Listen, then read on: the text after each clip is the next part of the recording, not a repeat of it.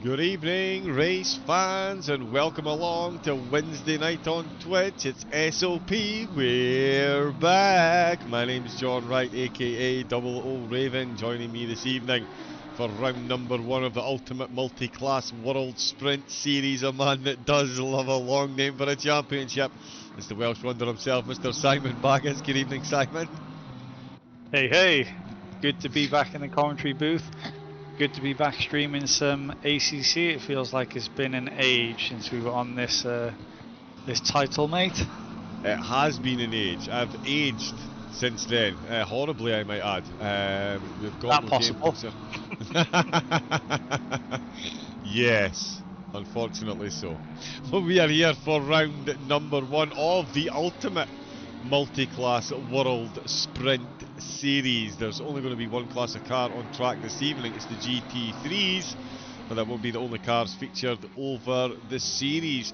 Rounds 1, 2 and 3 are going to be in GT3 cars. Round 4 will be in the Porsche Cup car, and rounds 5, 6 and 7 will be in the GT4s. That means Valenciaay, Paul Ricard and Barcelona will be in the GT3 cars. Then the Porsches will be at Silverstone, Zandvoort, Imola, and the finale at Kyalami will all be in the GT4s.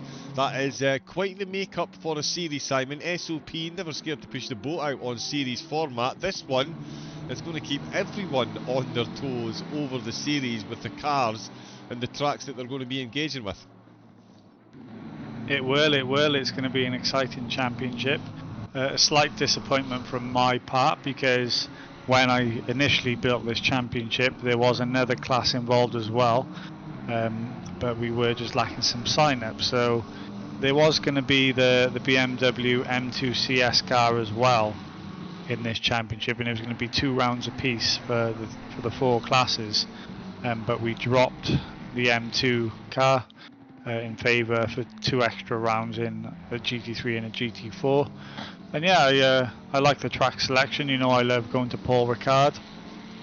And just some of the other tracks that aren't as popular. You know, there's no Bathurst, there's no Spa. We're just going to some of the more unfavourable tracks in a calendar, but some that I really enjoy. And always promote good racing, which They is good to do. see. And yeah, sorry, on you go. I was just about to say that there's a little theme here with how the calendar's built. You know, apart from Valenciaay, which is quite a twisty track, you know, Paul Ricard and Barcelona have got some really long straights, and they promote really close racing in GT3s. Obviously Silverstone and the Porsche Cup, that's I'm trying to replicate the Carrera Cup Great Britain there with that one. And then we've got some nice tight twisty tracks for the GT4s to get stuck in with at the end of the calendar. Yeah, good variety, good variety. The chat's popping off as well, actually. Sorry, I was slightly distracted by all the notifications. Daniel Metz is in the chat and in the pits after successfully qualifying. He says, good evening, John and Simon Busey. With the subscription, he is still here and still alive. Loving to hear it. Not on track though, is he? Question mark. Or question, sorry. I hope you two are well. We are both very well. And Daniel says he joined because of how much he enjoys the M2, but it just doesn't get much love. Still a nice championship. Cosby's in the chat. Go KMR Mercedes. BC saying good to hear as well. Yes, so we are both very well. Thank you very much for asking. Yeah, the M2 is a strange. It's absolutely the slowest car on the game. The qualifying up at the front, 4 minutes to go up the front. We do have some drivers that have already qualified. There is, as per sim grid splits, we've got the semi-pros and pros, racing in the pros. We've got the silvers made up of intermediate class drivers. Aiden question mark, intermediate question. Aiden Carter, sorry, intermediate question mark. And then the rookies as well. So there is effectively 4 championships going on at the moment, which I think is phenomenal news. As you can see, we've got drivers in the pits. That is the AMS. They have already qualified. Dan Lloyd taking pole position.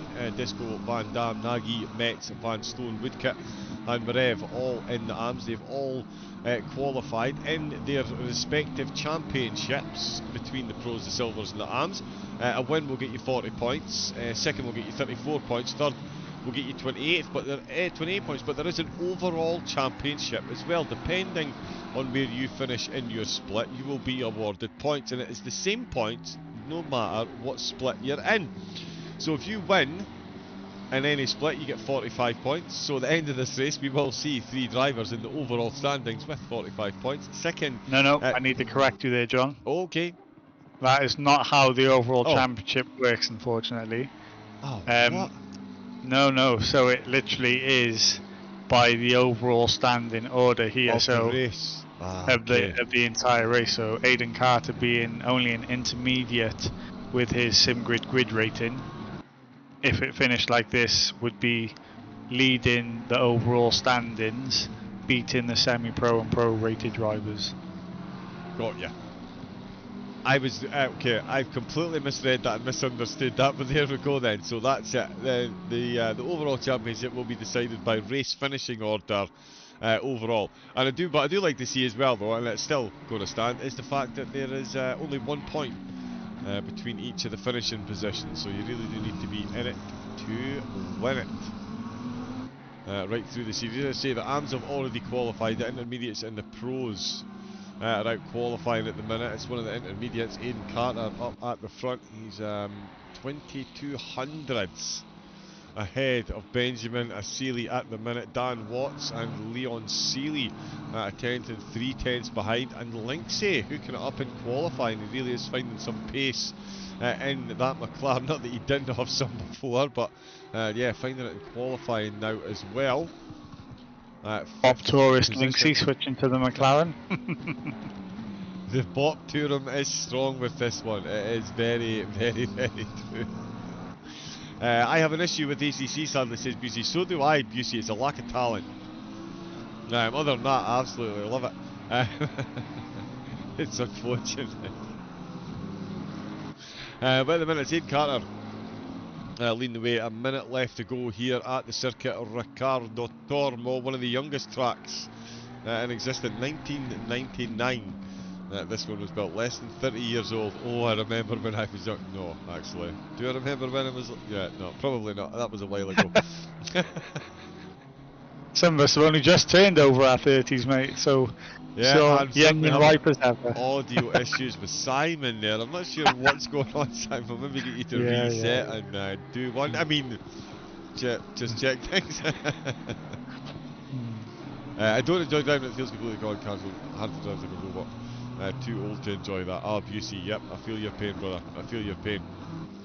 But yeah, very good track. 2.4. It's definitely a bike track.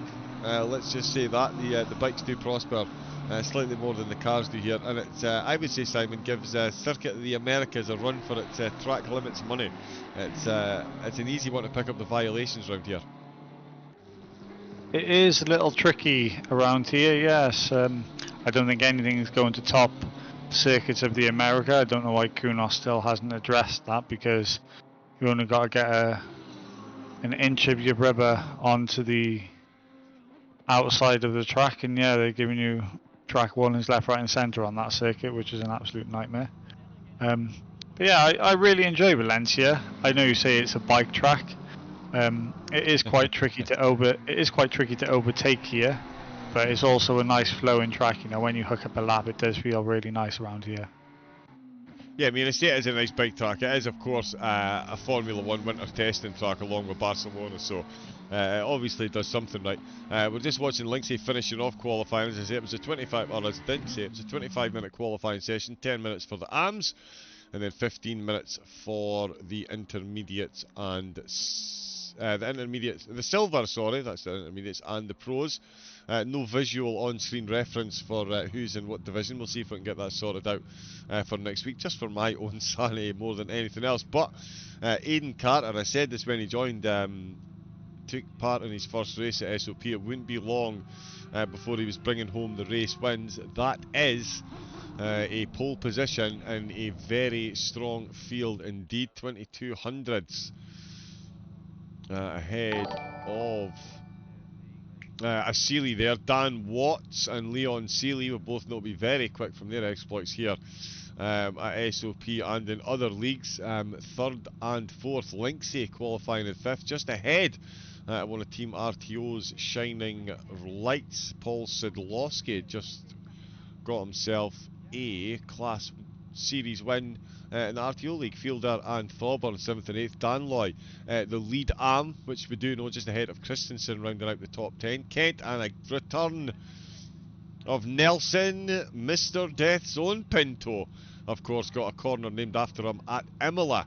How much more prestige do you need? We've got Rawlings, Danzer and Bowler 13th, 14th and 15th. Limpart and Disco 16th and 17th. Munro exactly 2 seconds off the qualifying pace, but still a second and a half quicker than I could even dream of going around this track in 18th. Then it is Van Dam. No, not that one. Nagy in 20th. It's Metz in 21st. Vanstone in 22nd.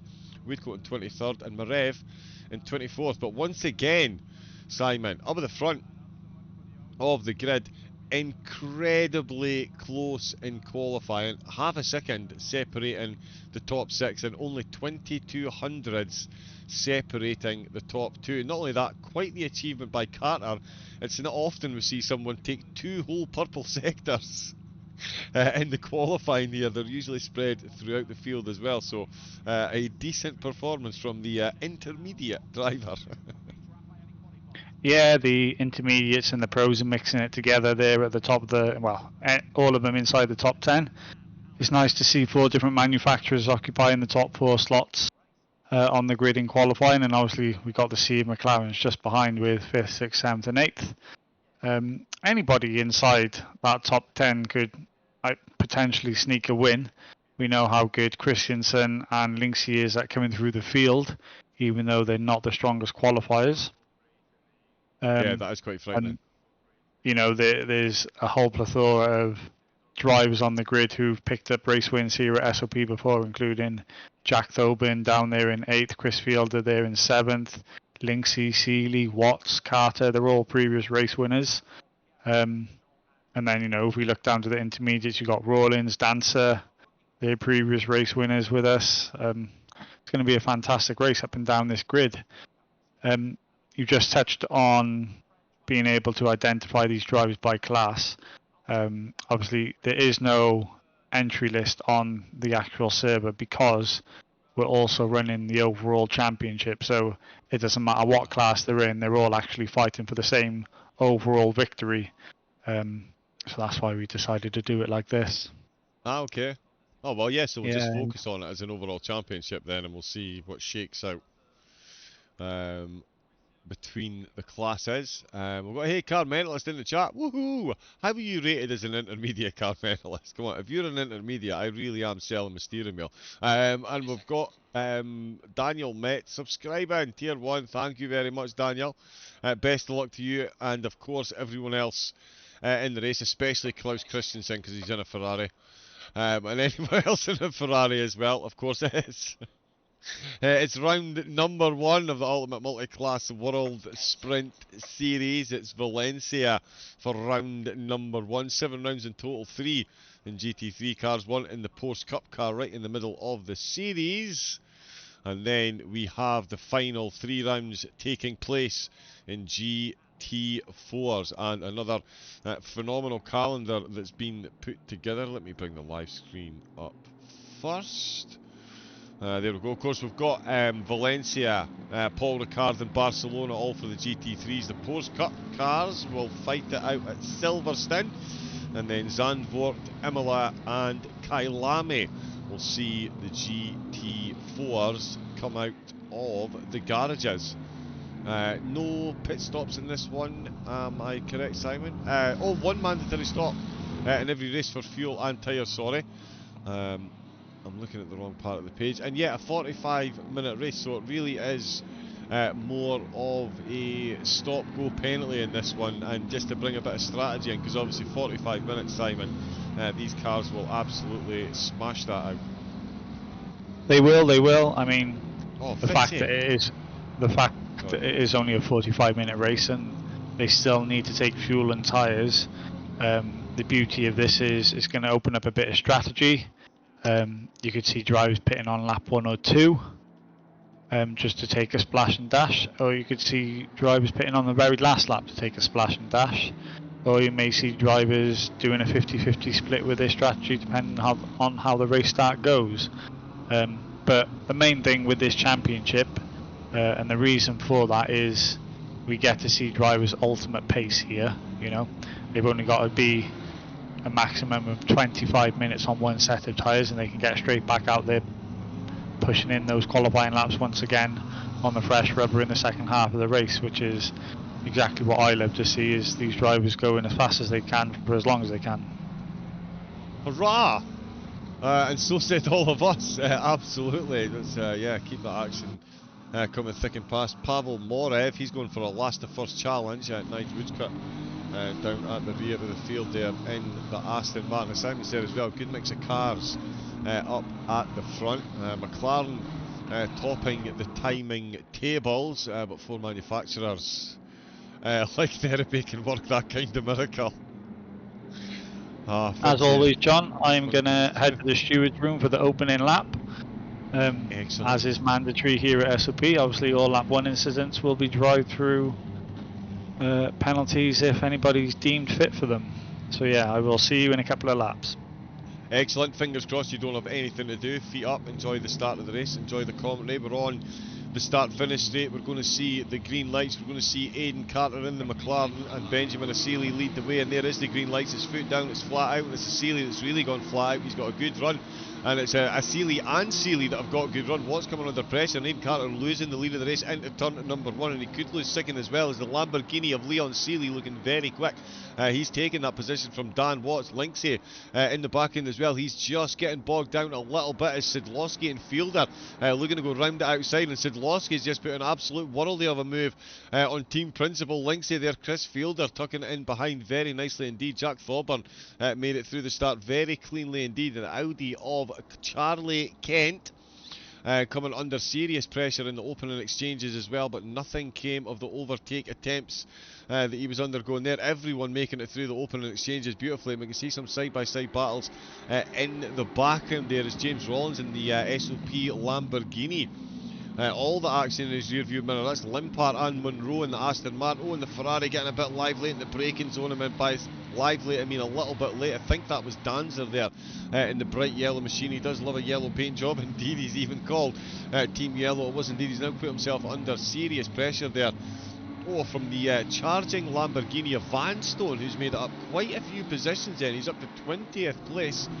So he's made it up a few. It's still Benjamin Asili that's leading the way, but Aidan Carter in second place. Leon Seeley in third. So Seeley and Asili getting the jumps and moving themselves up from the even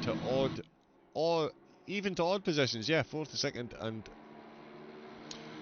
fourth to third and second to first. Sometimes you can be too clever for your own good. Point in case myself. Paul Sidlowski getting a good move on the Bop Tourist extraordinaire, Mr. Linksay, Joe Boyle. The thing is, I know he watches his back. I love you, Joe. You know I do. Jack Thorburn still applying the pressure there. Charlie Kent fending off the early advances. It's now got into a bit of a train through this. The drivers just seeing if they can size one another up. Nelson Pinto up a few positions as well, up to 11th. Declan Bowler in 12th. It's Klaus Christensen who's down 2. He's in 13th place with Limpard at 14th. Monroe in the Aston Martin, the first of the Astons. In 15th place, Van Dam in the Audi. I'm really struggling not to do any high-kicking jokes. It's Disco in 17th and David Danzer. And it was all, no, again, I'm not going to do any Coldplay songs. He's in 18th place, Vanstone in 19th. Asili showing a clean pair of heels to the rest of the field, whereas Carter at the minute does look to be the cork in the bottle. The honoured racer, you can see the flames flashing out the back of the McLaren through the braking zone. That particular corner there, I've seen so many drivers and cars undone through there. Bentley and Mercedes, beware particularly. It really is a tough one just on the exit to the Champi-Herrero corner. As you can see coming out the last corner, it's Carter. Benjamin Asili takes the fastest lap of the race. He's 1.5 seconds in the lead already. Leon Seeley still tucked in that slipstream. And speaking of slipstream, look at the BMW. There's absolutely nothing separating them. Seeley has carried a bit too much pace in there. When there's a car in the slipstream, the car in front is cutting through the air quicker as well, and that might have what's been caught Seeley out, because Dan Watts has been able to put that one right up the inside of him there. Almost takes the position and has to back out of it for some reason. Let's have another look at that sequence to see what was going on there, because it's Paul Sidlowski. Like I say, he got a good jump on Linksay, and he's watching this battle unfold ahead. And talk about two cars in a train cutting quicker through the air. Three definitely do, and there we go. That's exactly what I was talking. The exit to Herrero there can so easily unsettle the back of the car if you hit those curves just the right kind of wrong, and it was very nearly that mistake from Sidlowski. Let's go on to Forbidden Chase Cam, because Helicam here on the start finish straight is absolutely terrible, so apologies to the purists. But we'll stay on board, as you see. So he was close. Was he a bit too late on the brakes? So he was starting fold. Obviously Seeley lost a lot of time there. He did manage to get back on in front, then he's had to cut right out of the way there, and Sidlowski closing right back up. So it could well be that Watts had to take extra evasive manoeuvres there, and Sidlowski did not waste any time jumping on that bandwagon, and neither is Linksay, as we mentioned in the opening. Linksay and of course Klaus Christensen, two drivers fairly infamous, Christensen and Linksay, for qualifying not always being their best performances, but during the race, boy does their strategy make up places. And speaking of which, Christensen's already made one up since last we checked in. On James Rollins, there was talk of course from Simon that we might see drivers come in and take that mandatory stop early, and Rollins has done that, and he's got a stop go 32nd for speeding in the pit lane. So that is a second mandatory trip into the pits for Rollins. That is effectively round one run and done, unless the curse of the track limits really does kick in here. At the minute, no problems up at the front for Benjamin Asili. 1.2 seconds is now the gap. Aidan Carter's freed himself of the shackles of the chasing pack. He set the purple lap, and he's now got 2 seconds separating him from Leon Seeley from 4th to 3rd in turn number 1. And he is now taking up the mantle of cork in the bottle, and it is an RTO bottle that is ready to pop behind him. The SOP driver has got the BMW and the 2 RTO McLarens all top behind. And again, Sidlowski on that exit to Curva-Herrero, really absolutely highlighting exactly what I was talking about there, and it's cost him a position. Joe Boyle is not going to pass up that opportunity ever under any circumstances. We'll get a look at this from Helicam, and you'll see what I mean. On the exit, just gets on this right-hander here, it's the curbs on the left again. You get the car over, don't do that, kids. Avoid that exit road. The variation, that's to get the national circuit. And yeah, Joe Boyle not going. That is a door open.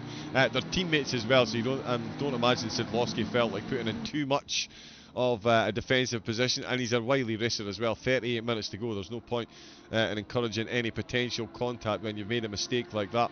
Beautiful driving by them both. Linksay steps his way back up to his starting position of 5th. Benjamin Asili is now potentially feeling a bit of pressure from Carter behind. That gap is now steadied at 1.2 seconds as they make their way towards Curva-Herrero to finish sector number 2. Sidlowski absolutely not giving up on his chase for 5th and potentially 4th places. He's already right on the back of Linksay. Klaus Christensen, another driver that can make up places in the races, finds himself a mere 7/10 behind Bowler, looking to get himself back up to his starting position. David Danzer, who definitely won't be yellow if he can get a couple of overtakes here, and there's a couple primely positioned for him to do so.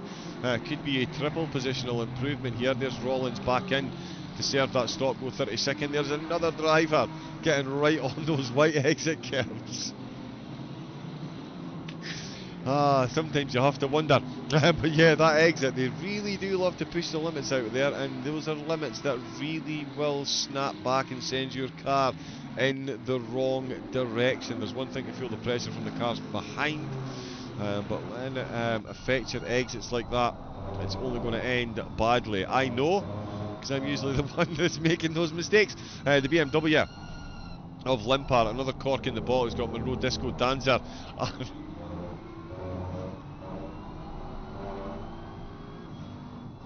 And Chris Fielder just fine. That's just dawned on me that says Disco Dancer on the timing tower. It is the simple things. I'm the consummate professional, so I am. Benjamin Asili now only got 9-10 separating him from the charging pole, taking Aidan Carter in the McLaren, the Merc and the Mercedes, looking to do battle pretty soon, it would appear. Dan Watts in the BMW. Oh, got a little bit close there under braking, ran a little bit deep. He's managed to settle that ship. Well, Paul's lost now with 1.1 seconds separating him from Valenciaay. 4/10 of a second now separating Monroe, Disco and David Danzer, and Chris Fielder with Van Dam still in 18th. Nagy in 19th position. James Rollins has come out and served his mandatory, taken his mandatory pit stop and served the stop go 30-second penalty. We're back. Good evening, how are we?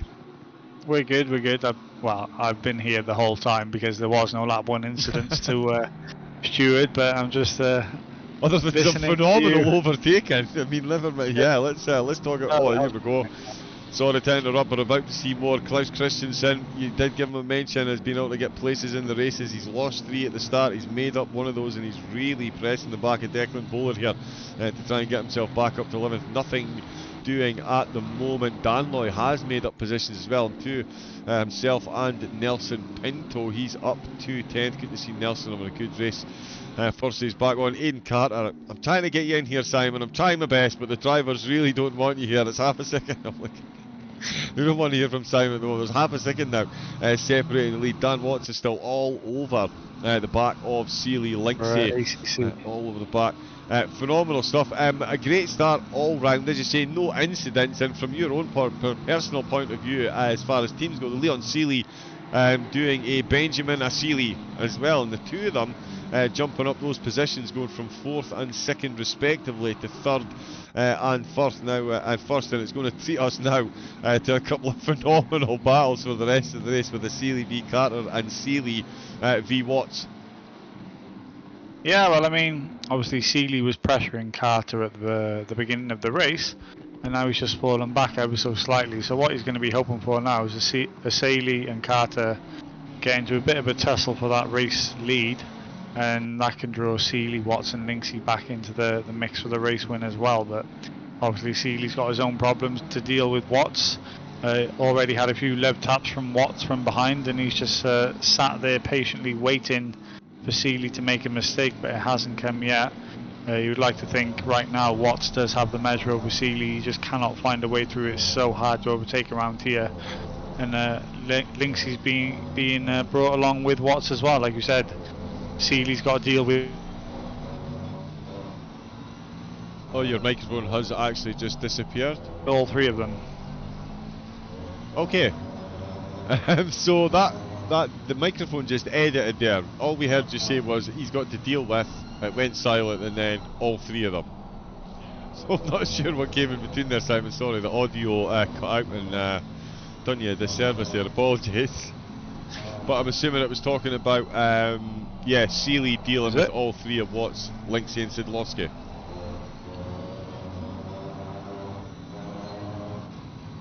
Do we still have Simon? Is he resetting? Well, let me just check the commentary box.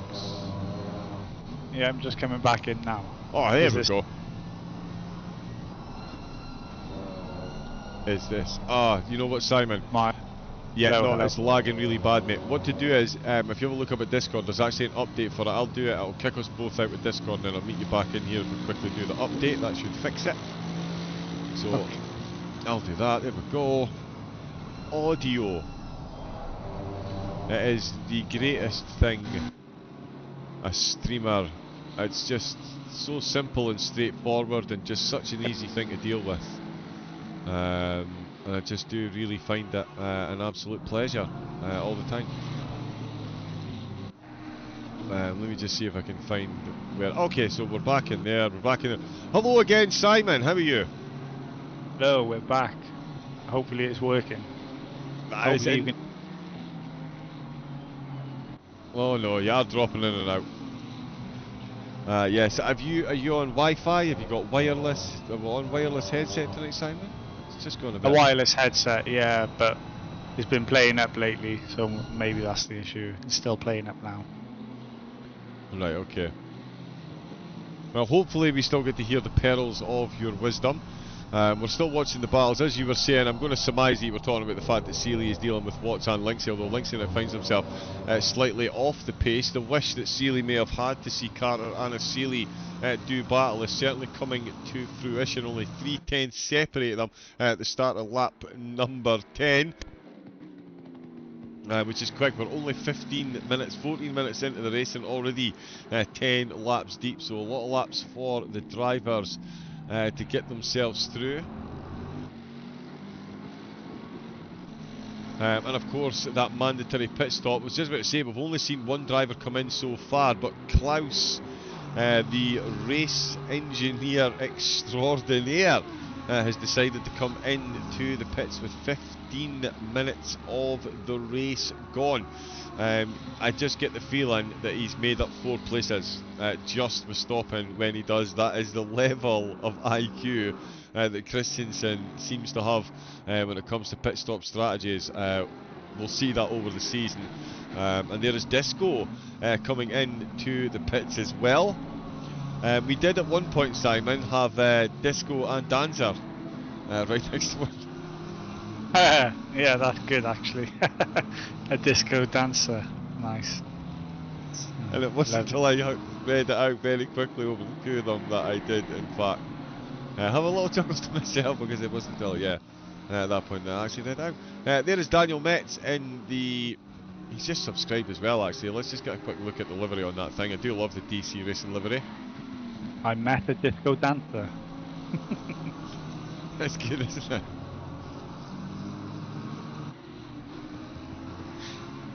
So yeah, that one's not going away. We've also got a Van Damme, but I'm going to make sure I don't kick that out with that. Okay. Just in case anyone is wondering, I am a dad, so the dad jokes, I am a fully licensed dad joke practitioner. Just in case anybody's wondering. You could be here all night. There's a bowler. Oh, don't. We've also got a C Kent as well. Super. Yeah. It's absolutely.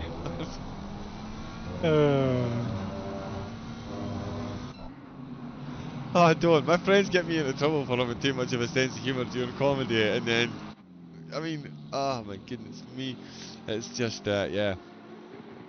Sometimes it's just too much, but what are you going to do? What we're going to do is we're going to watch a phenomenal battle up at the front. We're going to watch 2 phenomenal battles up at the front. It's the Sealy and the Carter, as Simon was saying. And as a team principal, he's going to know, Disco. Oh, don't do it. Yeah, I'm going to do it. He won't be dancing. Unfortunately, he's just picked up a drive-through for speeding.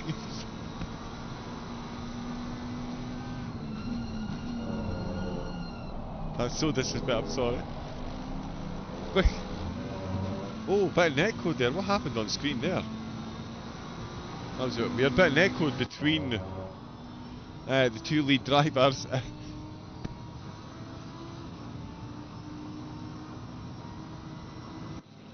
And they're also coming up to some back markers as well now, so it's going to get very interesting now as they come through the Sector 1 sequences here, John. Yes, it is indeed. Yeah, they've got a lot of cars coming up. A couple of cars half pitted. Bowler, Christensen, Disco and Rollins all back out. Rollins with the stop go, 30-second penalty for 1 pit lane violation. Disco picking up the other pit lane violation. 1 sped on the way in, 1 sped on the way out. Both win a free trip back into the pits, and a lot less points than they might have brought home. James Rollins, as Simon was saying at the start, he's got some race winning pedigree here, so it's but He's got some race winning pedigree, so an uphill battle for the rest of the season. He's up to the task though. Aidan Carter, oh, and this looks like he might have got the overtake, and there's a Ferrari involved there as well. That's Klaus Christensen just out of the pits, and we've seen a change in the lead of the race. And that is not Carvaterero. It's actually coming up to Carvaterero. And yep, Christensen has moved right out of the way there, very neatly indeed on the corner exit, pulled back into line.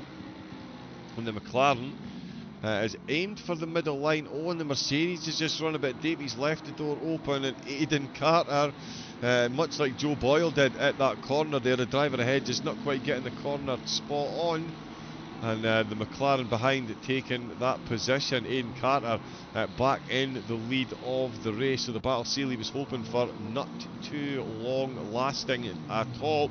5.8 seconds behind he finds himself, with Dan Watts now 3/10, or still only 3/10 of a second off that rear spoiler. We've got Van Dam just behind Fielder as well, further down the order. And that has just jumped. I've just come to realise as well, John, it actually doesn't matter when these drivers make a pit stop, because they've got to take tyres. The amount of fuel is negligible, because they've got to stay in the pits for 30 seconds anyway for those fresh tyres, and every driver's got to do the same. So we may actually see a lot of drivers do a 50-50 stop here, rather than stay out on those tyres for the full 43 or 44 minutes or whatever it may be. Would it be more beneficial to come in and stop and take on that fresh rubber at the halfway point, potentially? Yeah, I mean, it might well do. As you say, you could definitely ragdoll, although with the track conditions the way they are, 22 degrees, it's not exactly tyre shredding. Oh, there we go. That's exactly what I was talking about. That, sorry Simon, let's get back to that train of thought in a second, but that is exactly the same corner again. The exit to Herrero, just they're throwing themselves right on those left-hand curves, and it really does massively unsettle the back of the car. I was just about to proclaim how epic the battle has been between these two, less than half a second separating them in the opening 11 laps. So as you can see here, over on the right hand side, onto the escape road, onto the white curbing, car unsettled, and that is a position dropped. Oh, sorry, no, that's the advantage dropped. Watts was certainly applying all that pressure. He's now going to have to get himself back close again. As Seeley finds himself now 8/10 behind, so Aidan Carter off into the lead. Sorry, Simon, I got completely lost in that train of thought there. The fueling time, is there any difference in how much time they spend taking on fuel, or is that, can they come in? Fueling time, yeah, no, the amount of fuel they take on can vary. But it's the fact that they've got to take tyres anyway, which makes the stop 30 seconds for everybody. So it doesn't matter if they take 5 litres or 50 litres, they've got the tyres to take as well. So strategy in that sense, you either play the long game and just stay out there on the same set of tyres until the last lap, or you come into the pits at the halfway point, gamble, put on some fresh set of boots, but they're going to be cold and not up to the right temperature. You're going to lose lap time doing that. We'll see now what these leading drivers do. Is the undercut going to be that powerful in a 45-minute race? Oh, I thought Seeley was coming into the pits then. He's decided against that one, as we've got a Seeley coming into the pits. So exactly at the halfway point, we will see what the man who was in second place can achieve coming in for some rest rubber at this time. See if it pays dividends or not after losing the lead. Yep, we'll see how that plays out. There's Thorburn in at the pits as well. Metz is on his way out of the pits, and I think he's ahead of Christensen.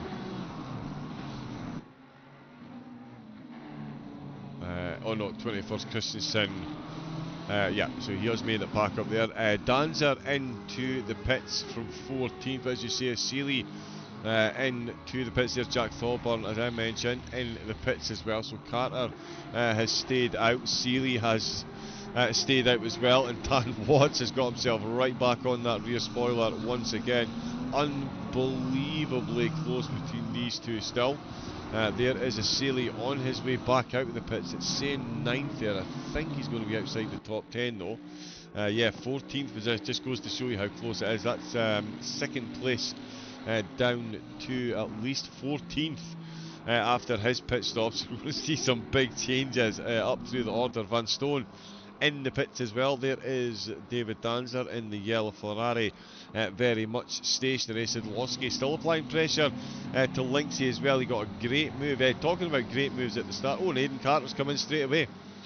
We will return with that to that thought process. Leon Seeley has come in as well. Dan Watts has stayed out, so he'll take the on-track lead. Seeley at the moment is down in 14th position, and he's just coming towards the end of Sector 2. Charlie Kent's in the pits as well. Dan Loy, armed leader, is in the pits from 7th place. Great start to the race from him. There is Aidan Carter, very much stationary. Berthold Limpar in the pits. Chris Fielder in the pits.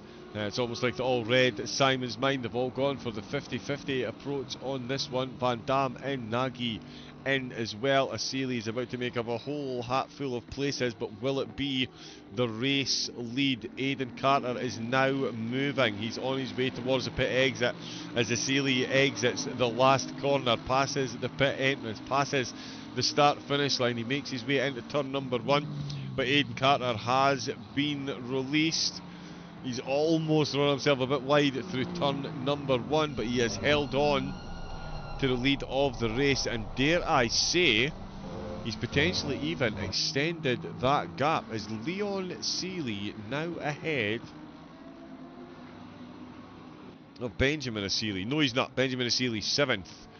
At the minute, Leon Seeley is actually in 8th. That will all correct itself very shortly, but Aidan Carter can confirm he is back out in front. Here comes Dan Watts, Linksay and Paul Sidlowski, Team RTO, all making their way into the pits at the same time. Triple turnover for the team's mechanics. There is Nelson Pinto going for a longer opening stint. He is staying out. Luke Monroe for the United Nelson just wanted to be the overall race leader, didn't he? That's why he's staying out there, get some limelight leading the race.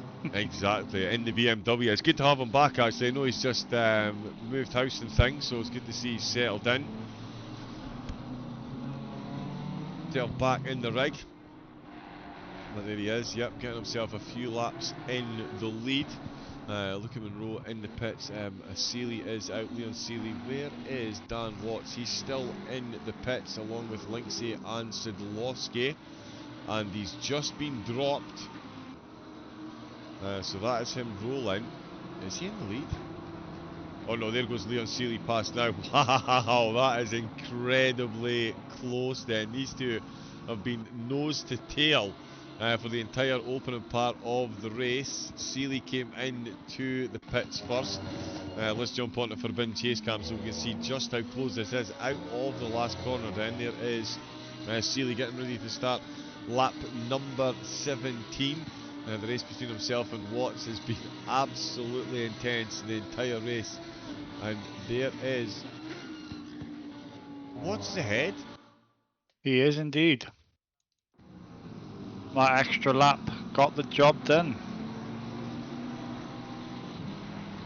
So who was he side? Okay, so I've completely misjudged that. I could have swore he was side by side with him on the way out. You're probably mixing up James Rawlins, who's in the identical Lamborghini.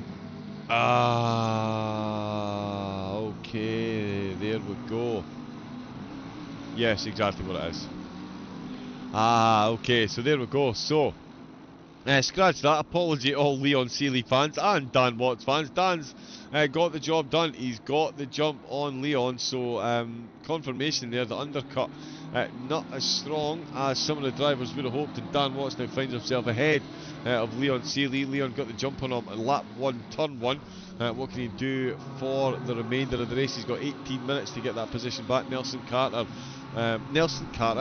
Pinto, one of the last drivers to come in and take his pit stop. Nige Woodcut still out on track. He's got another 17 minutes. No pit window, just the one mandatory pit stop required. But he's up to 7th in the Aston Martin, so going for the longest first stint out of any of the drivers, Aidan Carter retakes the lead of the race overall. We'll see Nelson Pinto back out in 11th position. So a good strategy then by Nelson, full service pit stop. Back out and running, and I believe it is 11th position. So yes, so he's made up a couple of places there. Klaus Christensen hasn't made it up. In fact, he's lost the position now that the pit stops are ironed out. He's actually back down to 13th place. So I'm not sure if Bowler got the overtake done after he came out of the pits, but certainly Christensen down to 13th place. He's got 7 tenths to make up there. Sidlowski finds himself 8 tenths behind Linksay, and that was a notification just popped up at the bottom there. Drive through for track limits. Oh, James Rollins is back in the pits as well. Well, hopefully he's not under fuel. Vanstone, he's picked up a drive-through for track limits, so Daniel Metz is going to be promoted a position there. Disco might even as well, after serving a penalty himself. It's going to give him someone to battle with in the closing stages. Nigel Woodcut, the last driver to take his pit stop, he's staying out for another lap. He's just had Danloy go past him. All those drivers have pitted, and Aidan Carter, Simon, since coming out of the pits, not only did the undercut not work for Asseili, since getting out, Carter really has put the foot down, and that last lap there, only a 10th slower than his fastest lap of the race, and a 10th quicker than anything that Benjamin Asseili behind him has managed to do all race. It has been quite the race for Carter. Well, the pole sitter man, you know, he got jumped off the line and he just had to sit behind patiently. He got a bit swamped by Seeley and Watts as well, but he was able to fend them off, and he was able to get his head down and close the gap to Asseili, and then he made a fantastic move on track even before the pit stops. He stayed out a lap longer than Asseili did to make that mandatory stop as well, and it seems to have worked in his favour. All of a sudden he's turned a 1 second deficit into a 3.5 second lead, so a fantastic job there from the pole sitter. Pole win, and he's going to be the overall championship leader should it stay like this. You couldn't ask for any more than that, could you? No, you really can't. Yeah, McFriedlich, yeah, apparently error 3000 on Twitch. Might be a cache or cookies. Also says to check Twitch's server status for outages. But poor internet connectivity can cause Twitch error 3000. Tries restarting your router, but if all other streams are working, then yeah, I'm not sure, but yeah, sorry that you're not able to watch the stream. I'm not sure what would be causing that.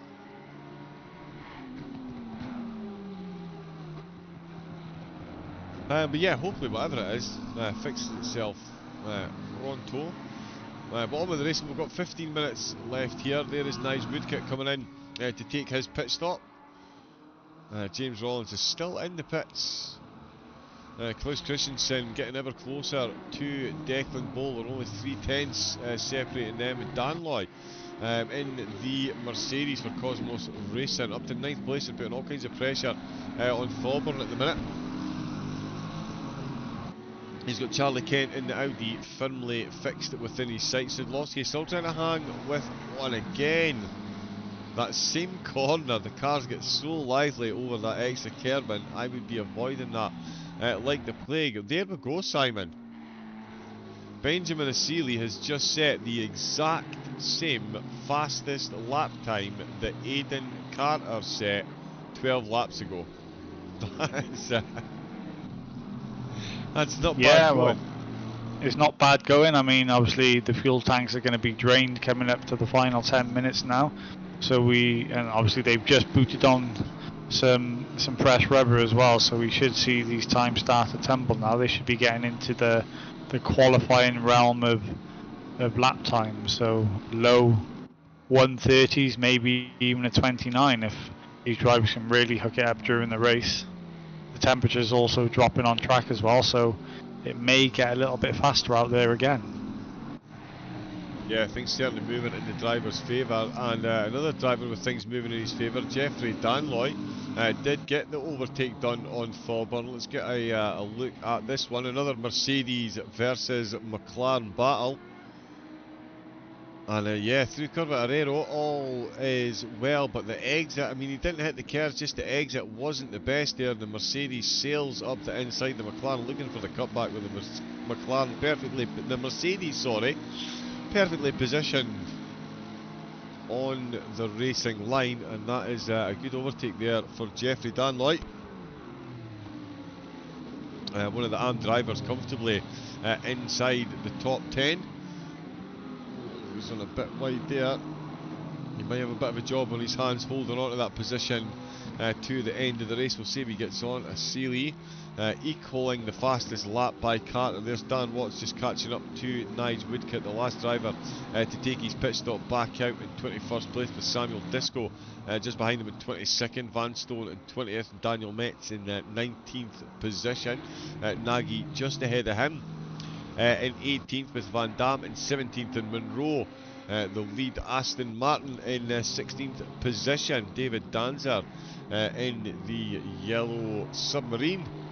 In 15th it's Limpar. In 14th place Fielder, Christensen and Bowler just outside the top 10 as we close to the closing 10 minutes, and Nige Woodcock's going to get another trip into the pits as second driver falls foul of the track limits and picks himself up a penalty as he sees Disco taking a position. Then he's followed Joe Boyle through there, the back marker Wiley using the blue flag situation ahead to get himself a quick position, although Woodcock does have that drive-through penalty, so unlikely to put up too much of a battle. Klaus Christensen looking to get himself closer to his starting position. He's still got Bowler ahead of him, only 2 tenths separating them through that delta timing line there.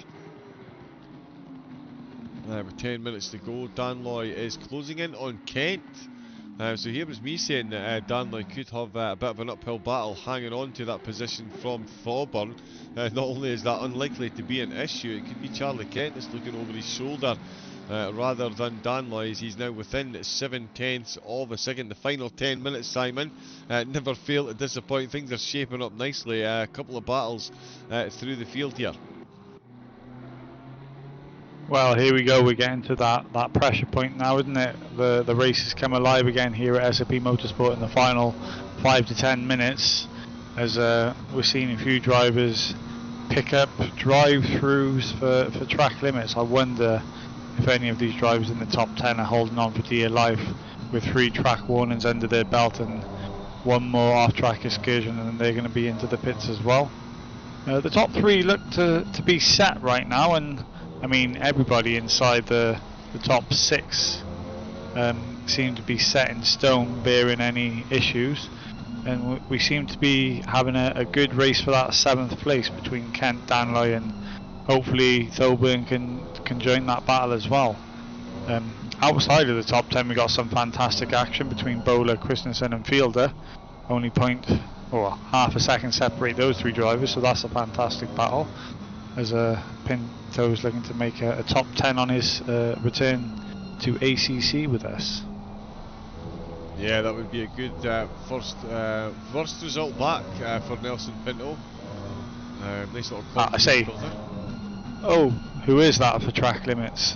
Disco, Samuel Disco. Yeah. Dancing too close to the edge there. Hey, I see what you did there. I was just about to mention, obviously Pinto is in the intermediate class, so he's 10th overall, but he could be set for a top 5. Oh, look at this go side by side. He's gone for it around the outside. Klaus Christensen out of the final corner. Absolutely put the car exactly where it needed to be, but the Lamborghini was trying to squeeze him over onto the inside line to get as much. Wow, that, oh my goodness gracious me, that is not what we like to see. That was yeah, making contact on his straight. I'm not sure exactly what happened there. Where was that in? Oh yeah, it was Declan Bowler there we go.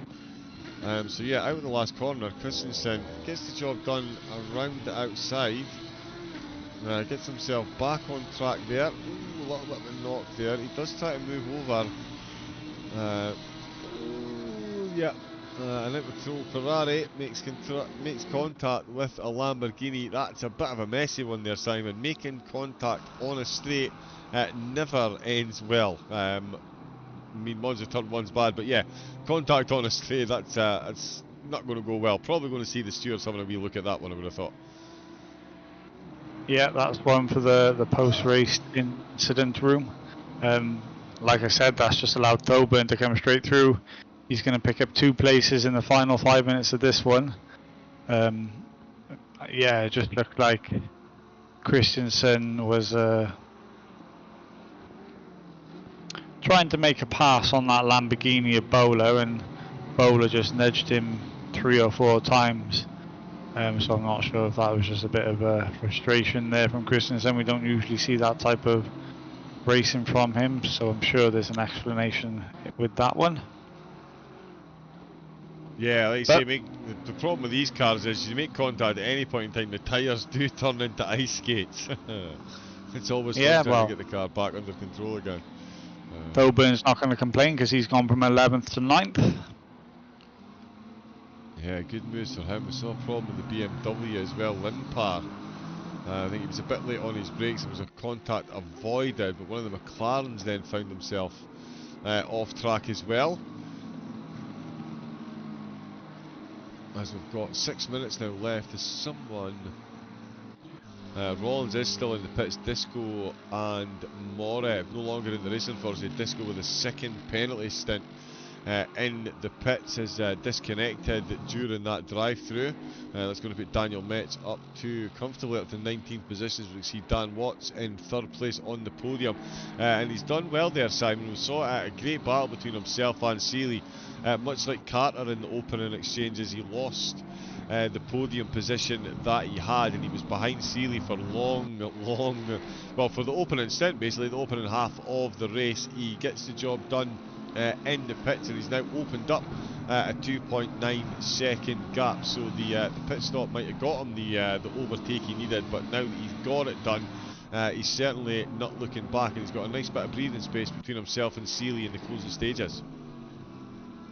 Yeah, I mean, the start of the race is always pretty hectic, but I think as everything settled down, I think that's how the top 6 qualified, right? That is the top 6 in their original starting order, with Carter from Asali, Watts from Seeley, Linksey from Slowski.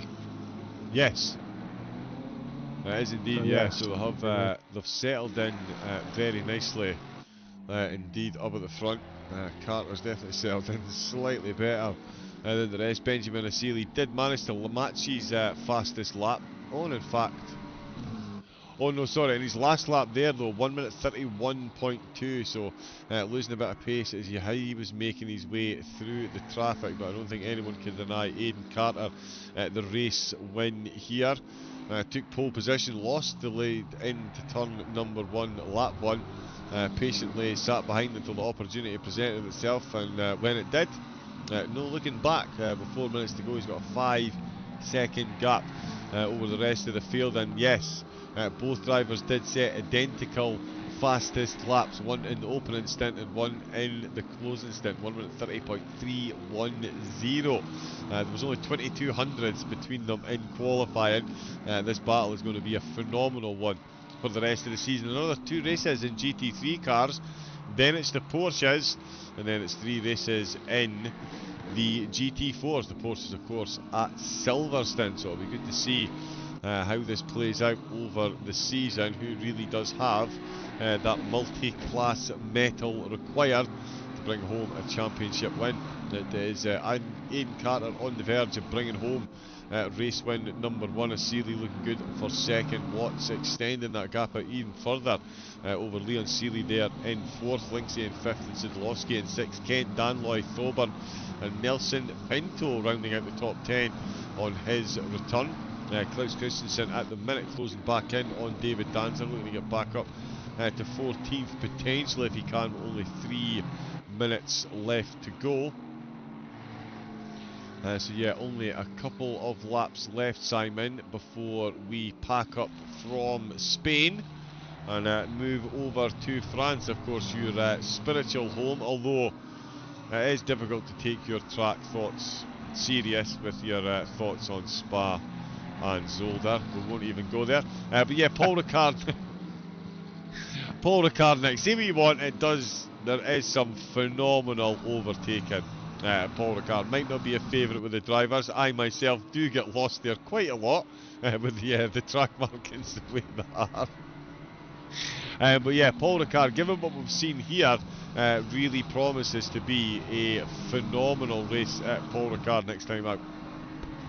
Hopefully it is. Hopefully it is. Again, there's a number of cars that could potentially win there. The McLaren, BMW and Lamborghini all go very well, as well as the Audi, so we could see a whole number of drivers in the mix for a race victory again. And like you pointed out, this isn't just a single make GT3 championship, so it really is going to be all about how a driver can transition from a GT3 car into a Porsche Cup car and then into a GT4 car. And they may have the advantage here now in the opening 3 rounds, but they could completely lose that advantage in the Porsche Cup and the GT4s, and it could be a whole number of new drivers at the front of the field later on in the calendar year. Yeah, it's going to be a fascinating one. Sorry, everything's just frozen on me again. I do love technology.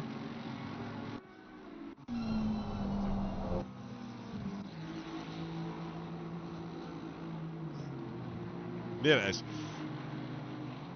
Sorry, yeah, so Paul Ricard next time out, it will be a good one. And as you, again, keep talking about the fact that it is a multi-class series, not per race, but not on track.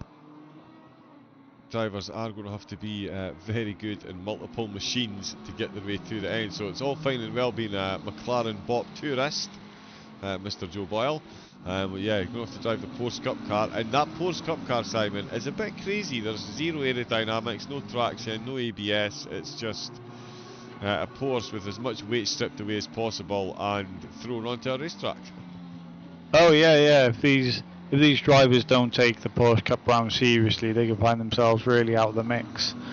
And it's going to be quite evident when they turn up to race day who's put in the practice and who hasn't. Obviously, something that may save the drivers is the fact that we've got the drop round feature in this. Need a second flag? No, it's not. Leaders on the final lap. Leaders on the final lap. But obviously, we've got the drop round feature in this, and drivers may think, oh, we can use the drop round for the Porsche Cup round. But if they have a terrible round in one of these opening GT3 races, then they've got no choice but to turn up for the Porsche Cup round, because it could really hamper their championship if they decide to miss not one, or if they decide to have not one but 2 bad rounds. So they really got to make the most of everything in this one. Yeah, they really do, with the 4 championships effectively, 1 overall, so the race finishing positions overall will bring home points.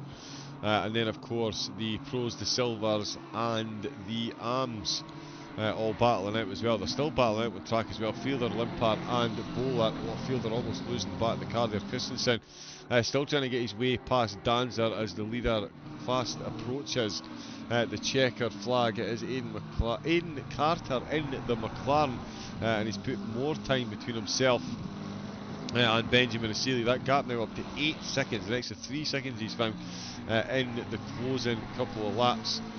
He's coming towards the final corner now. He took, let's just have a quick look at Limpard then, because he's all over the back of Fielder. Fielder's run a bit deep there. The BMW almost finding a way past.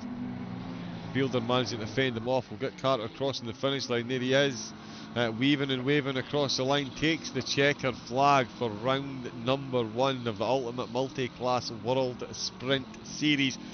Took pole position as well. We'll share fastest lap points with second place Benjamin Asili. A great podium drive from Asili, and it's Dan Watts of Team RTO bringing home the BMW in 3rd place. SOP's very own Leon Seeley finishing in 4th. He's sandwiched by RTO drivers as Lindsay finishes where he started, 5th position, after a titanic battle with Paul Sadlowski in the opening stages. Sadlowski giving us a bit of side with, oh, there we go. Real Fast and the Furious drift of this around turn number 1 there. Charlie Kent in 7th. It's Jeffrey Danloy with the great 8th position there. Thorburn coming across the line just there. Did he run out of fuel right across the line? 9th position, and Nelson Pinto rounding out the top 10. Flashing these lights there. Good to see Mr. Death Zone after a bit of a time away. Good to see him back out on track. We've got a lot of engines revving. Declan Bowler, Chris Fielder and Bertold Limpar finishing just outside the top 10. Danzer, Christensen, Monroe, Van Dam and Nagy, Metz, Van Stone, Woodcut and Rollins.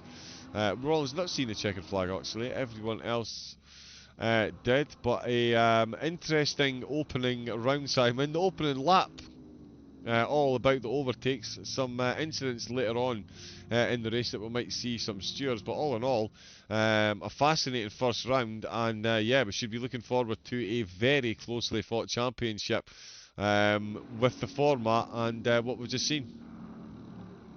Yeah, we should. I mean, there was a number of drivers that also signed out of round 1, effectively using their drop round in the opening round.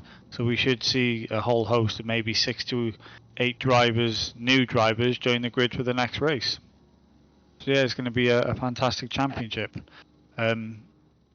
You as well as me obviously don't know, well, apart from a few drivers, how the actual championship standings are going to be in class. So I'll get those championship standings uploaded, and then yeah, we'll see everybody for round 2 next week.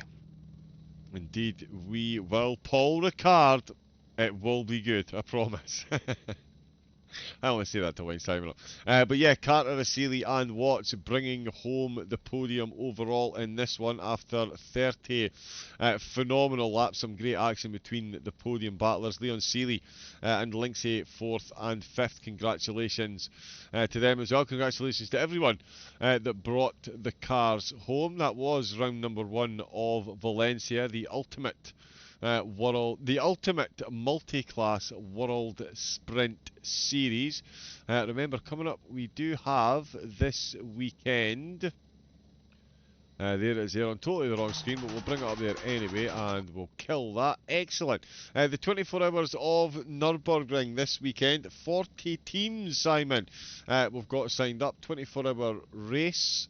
And it should be a good one. There should be some kind of charity thing involved as well. We'll get that ironed out before the weekend. Fingers crossed, hopefully. I'll probably just throw Simon right under the bus there. But yeah, first 24-hour race for SOP at the Nürburgring, Simon. Phenomenal track, in my opinion. Yeah, I can't believe it's taken us so long to host our very first 24-hour event. Doing it in collaboration with the RTO community, who, you know, we saw racing with us tonight. Linksay, Dan Watts, Sadlowski, Rafsig, who had to sign out of round 1. They're all racing in our championship. We're teaming up with them to do a 24 hours of Nürburgring. It's a fantastic track to host.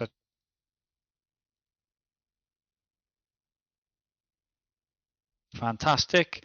The weather's going to play a big part in that race, and we still have spaces. So if you've got a team and you want to race in a 24-hour event for the first time, or if it's not your first time racing and you want to try and compete for the win, get involved with us. It's going to be a fantastic event. Yeah, on the weekend, Saturday and Sunday.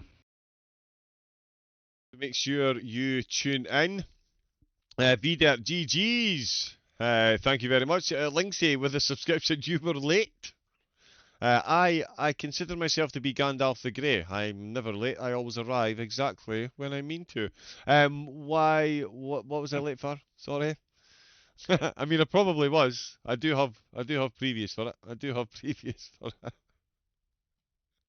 But yeah, do let me know what it is. I'm in trouble for this time. Good race win. How proud are you of Paul Sadlowski, by the way?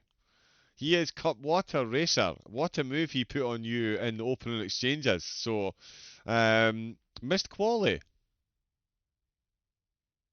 No. Oh yeah, but no, we showed the last 10 minutes of quali. We didn't do the opening 15. Yeah, so yeah, we did see some of the quali, just not all of it. No. But yes, Sadlowski learned from the best. I know Sigurd really is incredible. Stream didn't show until 10 minutes in.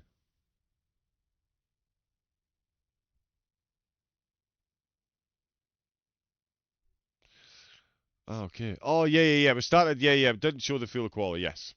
No. Yeah, it's a lot of quality. I was waiting to share the link. Okay, so. And I waited till you were out on track. We'll get that. Who are we going to raid? Are you on just now, Lynx? Yeah, they had the quality. No, he's not on. Let's go and raid Icy. But yeah, 24-hour race. Get yourself signed up. We'll be here on Twitch live. Coverage for the 24 hours. I'll need to make sure I've got all my onesies fully washed, so make sure you get tuned in for that. I see. And it's not worked, so we're not going to do a raid. Or Simon, do you want to raid anyone? I've actually turned the stream off as well. Ah, okay. Yeah, so apologies, no raid this evening. We will leave you with the highlights. Do enjoy those. We'll be back next week for Paul Ricard in the GT3s. Remember, 2 weeks from now it's going to be Silverstone in the Porsches. Congratulations, Aidan Carter. What a drive. All the superlatives during the race being thrown your way. PS4 me is back. That does not bode well for the rest of the field, but it does bode well for us as viewers. Can assure you, big fan of Aidan's work out on track. So yeah, looking forward to seeing how this season unfolds. But that is all the time we have for you this evening. We'll be back for the 24 hours this weekend, so make sure you are here for that. Until then, though, it is a good night from Simon. A good night from Simon. And it is a good night from me. Stay safe, take it easy, and have a great rest of your night. Good night.